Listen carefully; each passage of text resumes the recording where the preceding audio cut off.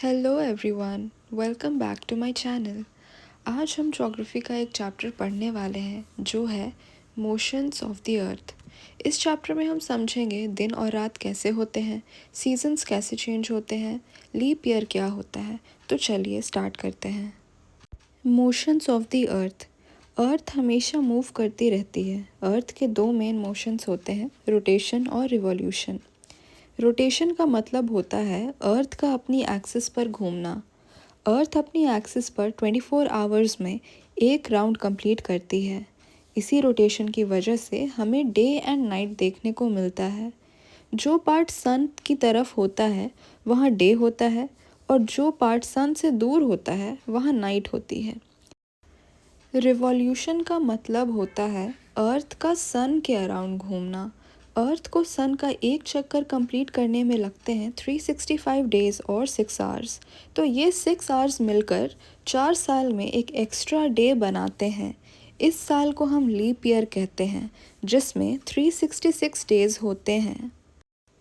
Axis of the earth. Axis एक imaginary line होती है जो कि नॉर्थ पोल और साउथ पोल को जॉइन करती है।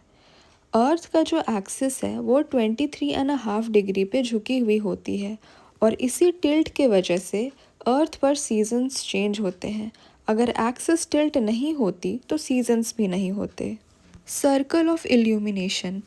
अर्थ पर एक इमेजिनरी लाइन होती है जिसे हम सर्कल ऑफ इल्यूमिनेशन कहते हैं। ये लाइन अर्थ को दो पार्ट्स में डिवाइड करती है, डे साइड और night side. Day side light होती है और नाइट साइड डार्कनेस होती है। जैसे जैसे अर्थ रोटेट करती है ये सर्कल भी मूव करता रहता है। Seasons on the earth. Seasons कैसे होते हैं ये हमने डिस्कस किया है। पहला है अर्थ्स टिल्टेड एक्सिस की वजह से और दूसरा है earth's revolution around the sun. Summer solstice.